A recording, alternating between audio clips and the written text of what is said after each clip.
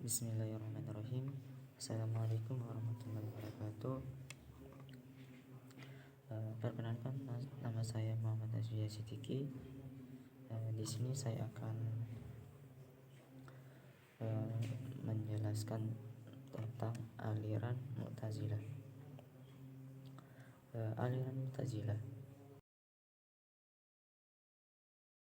Aliran Mu'tazilah ini merupakan salah satu aliran yang ada di dalam teologi Islam. Jadi aliran ini berkembang bersamaan dengan filsafat Yunani kuno, di mana banyak kitab-kitab filsafat itu yang sudah diterjemahkan ke dalam bahasa Arab. Karena ini berkembang dengan filsafat kuno, maka secara tidak langsung aliran ini dikenal dengan kerasionalnya. Kemudian mengenai sejarah Mu'tazilah. Sejarah Mu'tazilah dari beberapa sumber yang saya baca ada dua teori atau dua pandangan. Yang pertama yaitu Mu'tazilah ini berasal dari ketika ada pertikaian antara Ali dan Muawiyah secara politik ya. Jadi Ali dan Muawiyah ini bertikai masalah kepemimpinan. Kemudian ada suatu kelompok yang berpisah atau menjauh dari gejolak politik ini. Kelompok ini dinamai dengan Mu'tazilah. Kemudian yang kedua ada pertikaian atau perbedaan pendapat mengenai pelaku dosa besar, yaitu ketika pada zamannya seorang tabi'in yang bernama Hasan al-Basri. Ketika itu Hasan al-Basri ini kan mempunyai sebuah majelis ya, di kota Basrah. Di dalam majelis ini Hasan al-Basri seperti biasanya mengajar tentang agama Islam. Kemudian ada suatu pertanyaan mengenai pelaku dosa besar. Kemudian ada seseorang yang bernama Wasil. Ada yang menyebutkan Wasil ini murid dari Hasan al-Basri, tetapi ada juga yang menyebutkan bahwa Wasil ini seorang pendatang atau seseorang yang mampir istilahnya ke dalam majelisnya Hasan al-Basri. Ketika Hasan al-Basri ini ditanya tentang pelaku dosa besar, dia tidak langsung menjawab, melainkan memberikan jeda untuk berpikir. Ketika Hasan al-Basri ini berpikir, kemudian seorang wasil ini langsung menyeletuk atau menjawab tentang tempat atau kedudukan pelaku dosa besar ini. Wasil berpendapat bahwa pelaku dosa besar ini tidak dikatakan kafir, tapi juga tidak dikatakan mukmin. Jadi orang ini di antara keduanya, yaitu kafir dan mukmin. Langsung sontak Hasan al-Basri ini menolak pendapat dari Wasil. Kemudian Wasil ini diusir dari majelisnya Hasan al-Basri. Wasil ini mengasingkan diri dan memegang teguh pendapatnya mengenai pelaku dosa besar itu dan membuat kelompok sendiri. Penamaan Mu'tazilah ini ada yang mengatakan ketika itu ada salah seorang penduduk itu ingin mengikuti majelisnya Hasan al-Basri, tetapi ketika dia datang ternyata ini kelompoknya Wasil. terus dia mengatakan bahwa oh ini Mu'tazilah. Nah, ada yang mengatakan bahwa kata Mu'tazilah ini berasal dari perkataan orang itu. Jadi kesimpulannya tentang sejarahnya Mu'tazilah ini ada dua. Yang pertama, kelompok yang mengasingkan diri dari pertikaian Ali dan Muawiyah, dan satunya lagi yaitu mengasingkan diri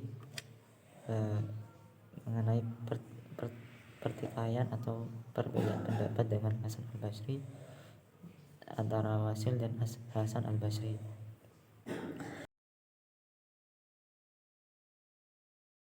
Kemudian ajaran-ajaran di dalam Mu'tazilah. Yang pertama yaitu at-tauhid, yaitu mengesahkan Tuhan. Menurut aliran Mu'tazilah ini, Tuhan itu meniadakan sifat Tuhan. Jadi ketika Tuhan itu maha besar, maha mendengar, maha melihat, yaitu zatnya. Jadi mereka itu meniadakan sifat Tuhan. Kemudian yang kedua yaitu al-adli, yaitu keadilan Tuhan. Mereka berpendapat bahwa Tuhan itu tidak ikut campur dalam perbuatan manusia. Jadi perbuatan manusia ini memiliki kebebasan untuk melakukan kebaikan atau keburukan. Kemudian yang ketiga yaitu al-wa'du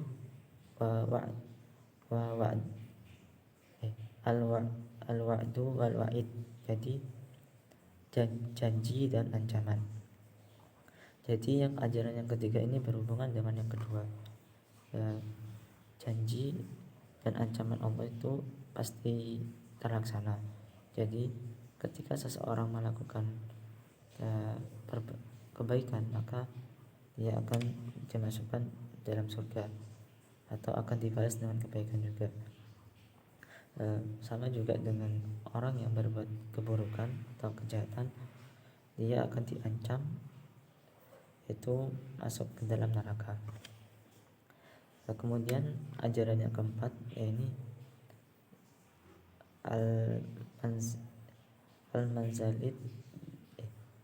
al-manzilat bain manzilaitain. Jadi posisi di antara keduanya. Jadi ajaran yang keempat ini berasal dari Wasil itu sendiri, yaitu dimana orang yang melakukan dosa besar tidak dikatakan kafir, tetapi tidak juga dikatakan mukmin. Terus ada juga sambungannya, yaitu bahwa orang yang kafir nanti dia akan disiksa dengan ringan, berbeda dengan kafir yang sejati. Kemudian yang kelima, amar ma'ruf nahi munkar, yaitu perintah untuk melaksanakan kebaikan dan melarang keburukan. Jadi di dalam menurut Mu'tazilah, mereka harus berhasil dalam menyeru amar ma'ruf nahi munkar meskipun dengan kekerasan. Kemudian tokoh-tokoh dari Al-Mu'tazilah, yang pertama tentu Wasil bin Atha, itu orang yang menyumbangkan atau menjadi dasar ajaran yang keempat, yaitu manzilain bain manzilatain, yaitu di antara kedua posisi di antara keduanya. Kemudian yang kedua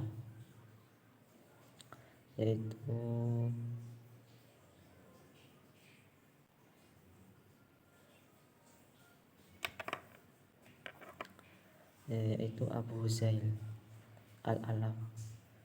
Jadi dia itu seorang filosofi Islam Ya, karena dia seorang filosof Islam, maka ajaran-ajarannya bercorak filsafat. Ada beberapa pandangan menurut Uzail. Pertama yaitu Tuhan itu maha sempurna, jadi tidak bisa tidak berbuat baik. Jadi mudahnya itu harus berbuat baik. Tuhan harus berbuat baik. Kedua yaitu fungsi akal. Akal berfungsi untuk mengetahui Tuhan, mengetahui baik dan buruk, melaksanakan kewajiban dan melaksanakan kebaikan dan melaksanakan kewajiban terhadap Tuhan. Yang kedua ada Ishaq Ibrahim An-Nazm, yaitu murid dari Al-Alaf. Dia juga berpendapat bahwa Quran itu bukan sebuah mukjizat secara bahasa. Jadi mukjizat Quran itu terletak pada sejarah masa lalu dan hal-hal yang berbau gaib, hal-hal yang sesuatu yang berkaitan dengan gaib.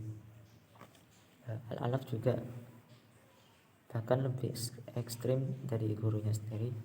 Dia mengatakan bahwa Allah itu tidak zalim atau bahkan tidak bisa berbuat zalim.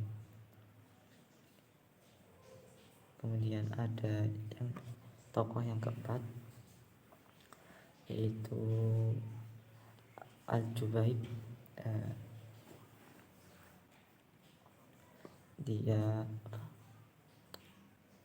Dia mengatakan bahwa manusia itu secara mata lahir tidak bisa melihat Tuhan meskipun pada hari kiamat.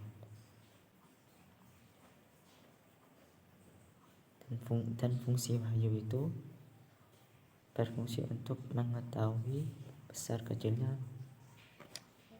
perbuatan atau balasan dari perbuatan manusia. Cukup sekian mengenai aliran Mu'tazilah yang saya pahami. Semoga kita semua termasuk orang-orang yang di jalan kebenaran.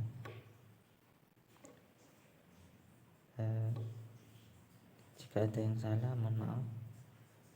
Assalamualaikum warahmatullahi wabarakatuh.